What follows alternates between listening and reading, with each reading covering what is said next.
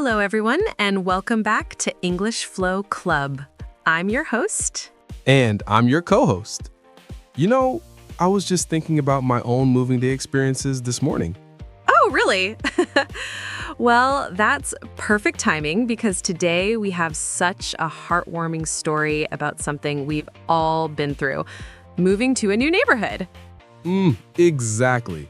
And let me tell you, moving day can be, well, it's like a roller coaster of emotions, isn't it? Exciting, terrifying, exhausting. Oh, absolutely. 1 minute you're like, yes, new adventure. And the next you're like, what have we done? But today's story is really special because it shows how amazing neighbors can turn a stressful day into something magical. Ooh, I love those kinds of stories. So we're following the Johnson family, Sarah, Tom, and their adorable 8-year-old daughter, Emma, as they move into 42 Maple Street. And oh my goodness, the neighbors they meet, sighs happily. It's like stepping into one of those feel-good movies where you just want to live in that neighborhood yourself. Right? So, listeners, grab your favorite beverage, get cozy, and let's dive into this wonderful story. Trust me, by the end, you'll be smiling and maybe even inspired to bake cookies for your own neighbors. Yes. Okay, so picture this. It's 8 a.m. on this gorgeous Saturday morning. The sun is shining, birds are chirping, and then makes truck noise.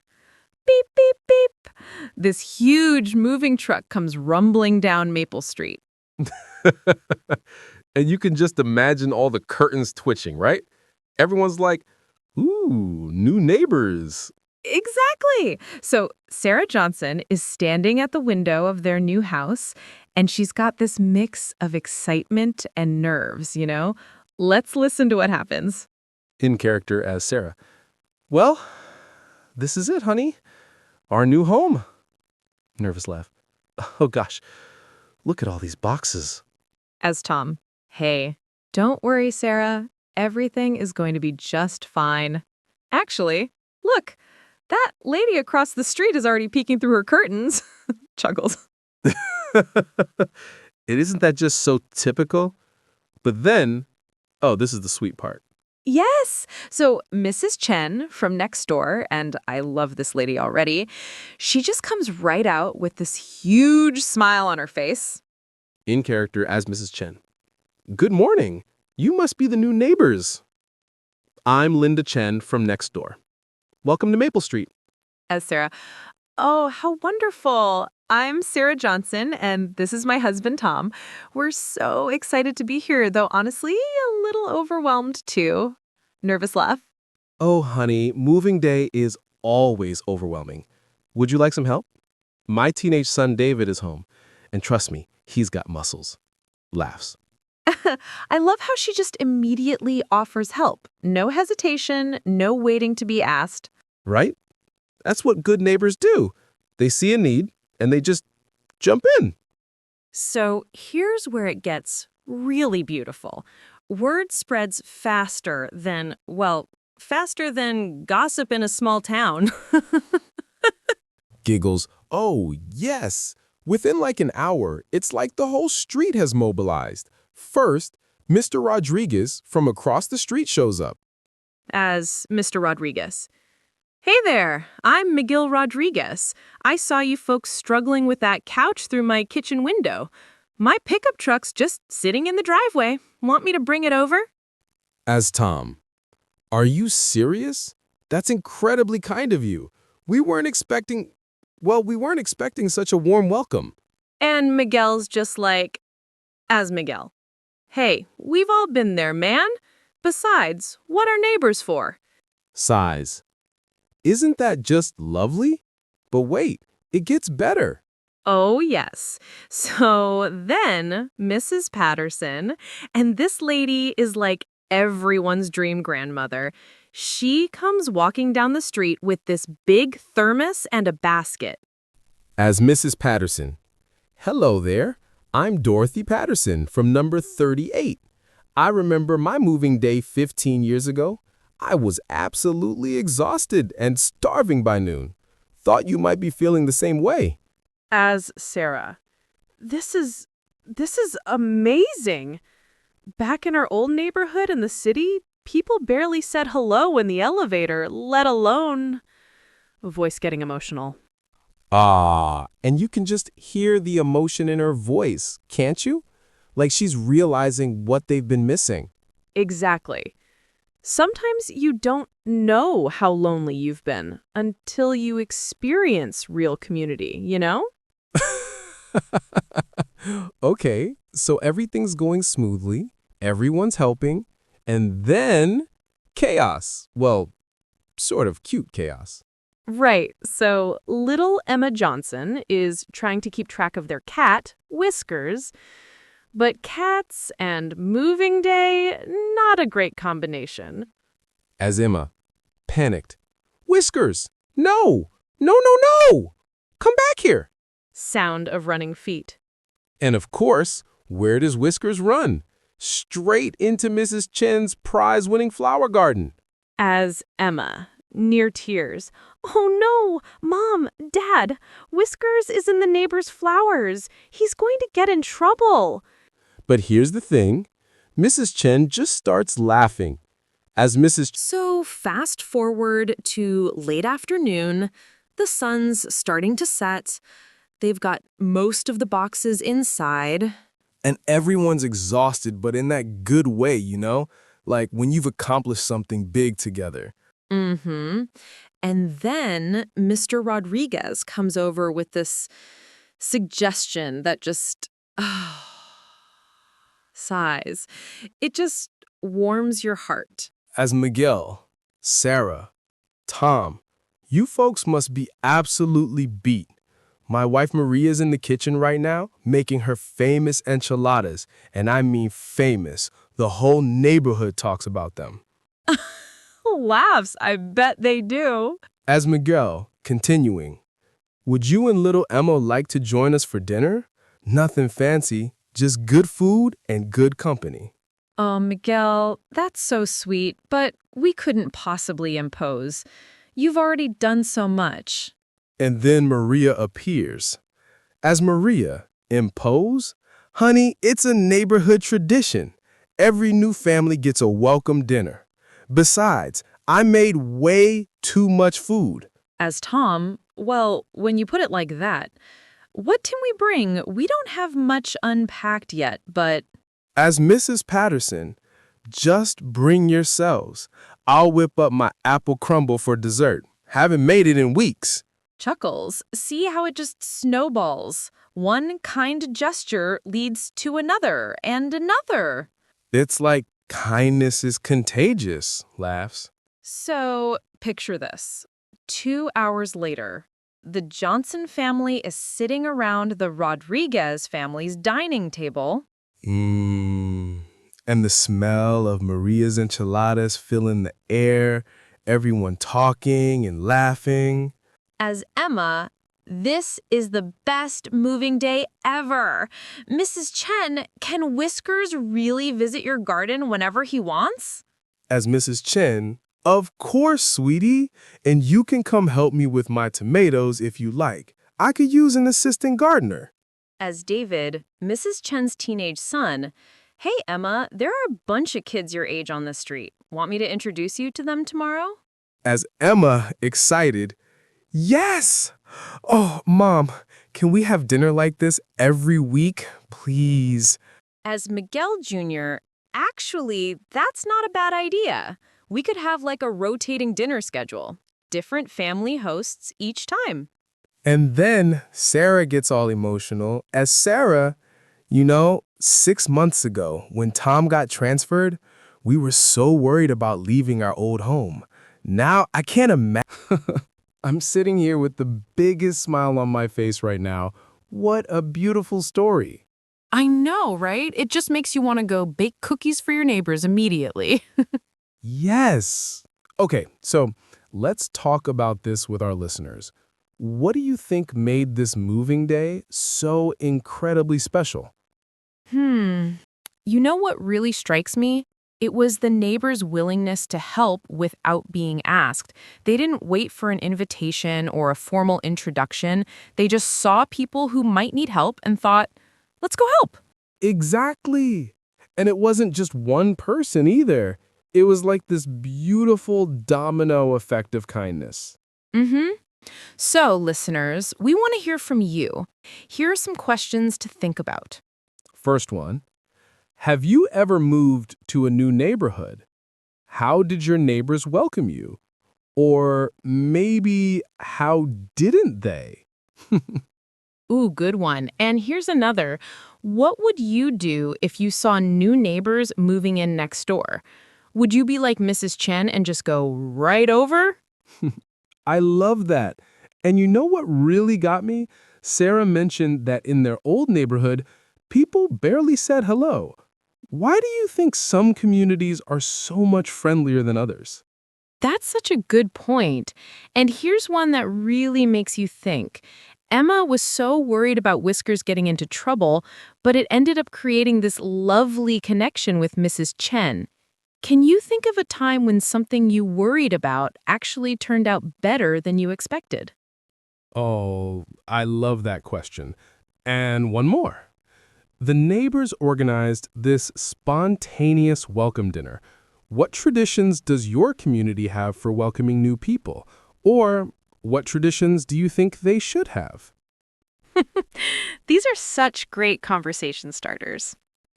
All right, so for our English learners out there, let's break down some of the really useful language from today's story. Oh, yes, there were so many natural everyday expressions that you can use in real life. Exactly. So let's start with neighbor-to-neighbor language. When you meet new neighbors, you might say, Welcome to the neighborhood. That's like the classic greeting, right? mm-hmm.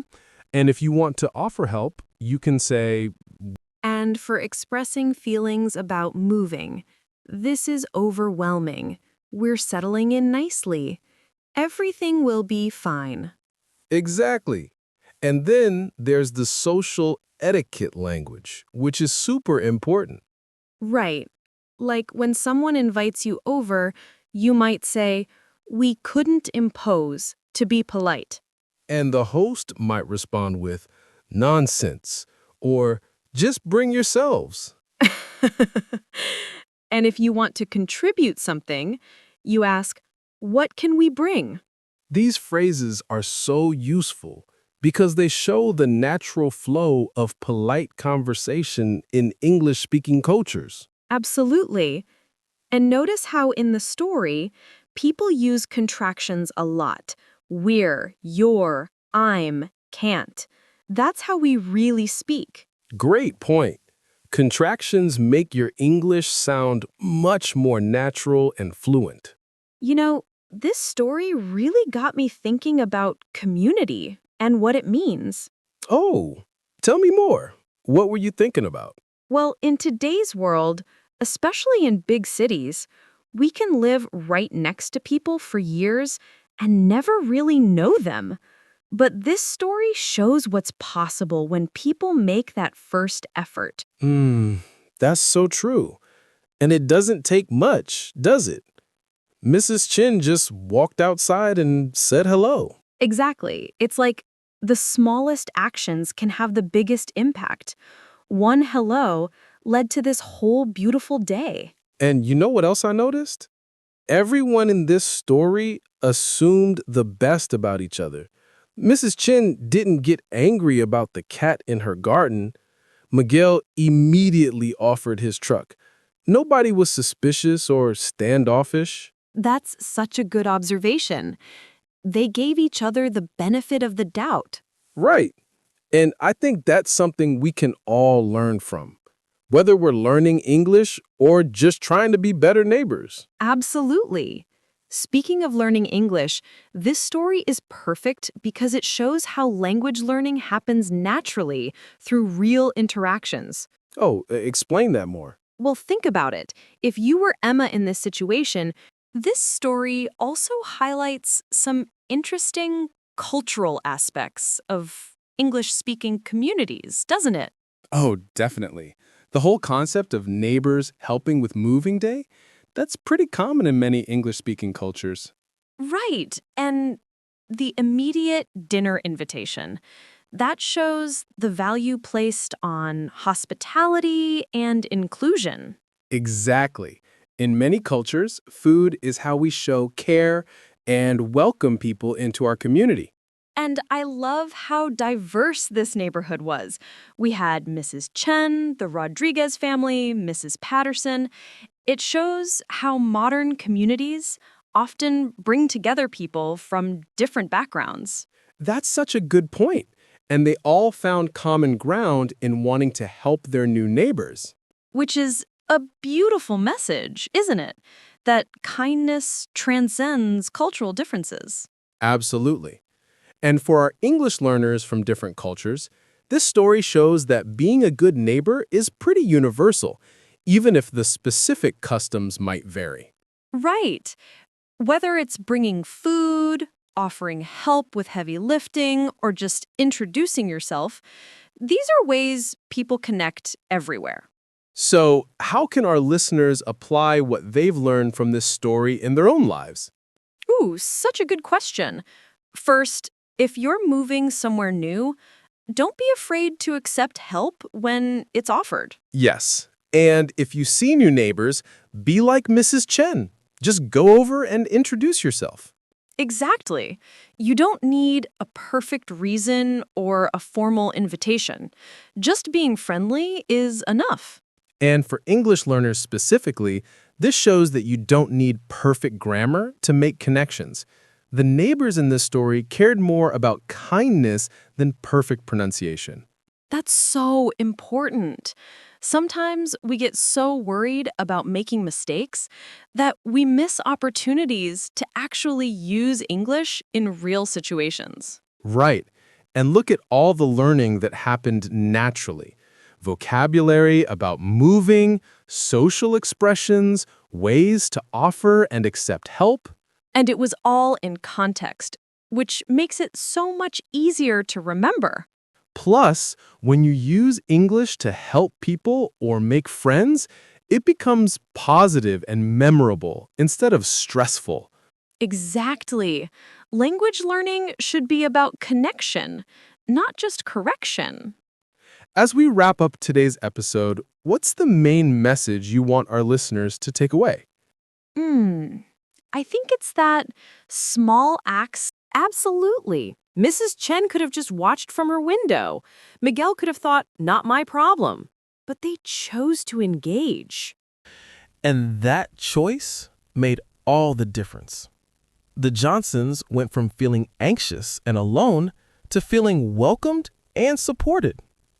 And for English learners, I hope this story shows that language is about so much more than grammar rules. It's about human connection. Yes, when you use English to help someone or share a meal or welcome a new neighbor, you're not just practicing vocabulary, you're building relationships. And those are the interactions that really make language stick, aren't they? Absolutely, because they matter. They have real emotional weight and meaning. So whether you're learning English or just trying to be a better neighbor, the lesson is the same. Don't underestimate the power of reaching out.